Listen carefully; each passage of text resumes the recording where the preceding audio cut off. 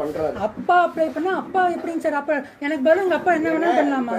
இல்ல இப்ப குணசேகரோட வாரிசுக்கு தானே அவங்க அப்பா கொடுத்தாரு. அதெல்லாம் கிடையாதுங்க சார். பட்டா கேன்சல் பண்ணுங்கறீங்களா? எதுக்கு நீங்க கொடுத்தீங்க? அதுக்கான பதில ஃபர்ஸ்ட் சொல்லுங்க. சரி, அன்னைக்கு வந்து அது சர்வேயர் மேல பழி போட்டு தப்பிச்சிட்டீங்க. நான் என்ன சொல்றேன்னா, இவர் கொடுத்தாரு, மனு கொடுத்தோம். சரி சரியா, உங்க பேரை நாங்க நீக்கல, உங்க பேரை கூட்டுப்பட்டவங்க தான் சேர்த்து இருக்கோம். இதுல என்ன பிரச்சனை உங்களுக்கு? என்ன கேட்காம ஏன் கொடுத்தீங்க? எந்த அடிப்படையில கொடுத்தீங்க?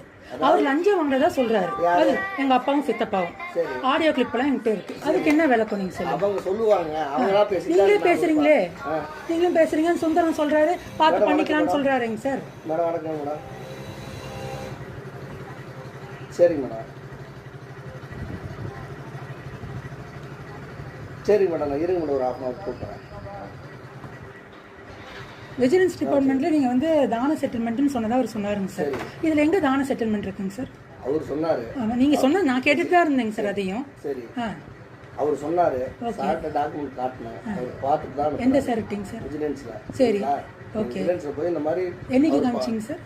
அதெல்லாம் நீங்க சரி, ஓகே சார். சரி, அதை விடுங்க சார். நான் கேட்டுதாங்க சார். ஏன்னா நீங்க தான் சொல்றீங்களா அப்பா பேர் வந்து கொடுத்தா பையனுக்கு போட்டு தருவேன்னு சொல்றீங்க. இப்ப ஒருத்தர் பேரை நீக்கிறதுக்கு நீங்க கேட்டீங்கன்னா, அப்ப நான் சுடுகாட்டுக்கு வந்து என் பேர் போட்டு கொடுங்கன்னா நீங்க போட்டு கொடுப்பீங்களா சார்? என்ன சொல்றேன்னா, சர்வே நம்பர் எதாவது வேணா இருக்கட்டும் சார்.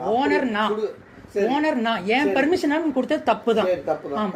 இப்ப எப்படி அது கொடுத்தீங்க? அதுக்கான விளக்கத்தை மட்டும் எனக்கு சொல்லுங்க. எப்படி எங்க அப்பா பண்ணா நீங்க கொடுப்பீங்களா? எங்க அப்பா அப்ளை பண்ணா நீங்க கொடுப்பீங்களா பட்டா? அதாவது தம்பி, இப்ப ஒருத்தர் பேர் நீக்கிறதுனா என்கொயரி பண்ணி நீக்குவோம். ஓகே, நான் சொல்றது நீங்க புரிஞ்சுக்கிறீங்களா இல்லையா? ஏன் பர்மிஷன் இல்லாம ஏன் கொடுத்தீங்க? அதுதான் ஒரே கேள்வி. அதுக்கு மட்டும் பதில் சொல்லுங்க.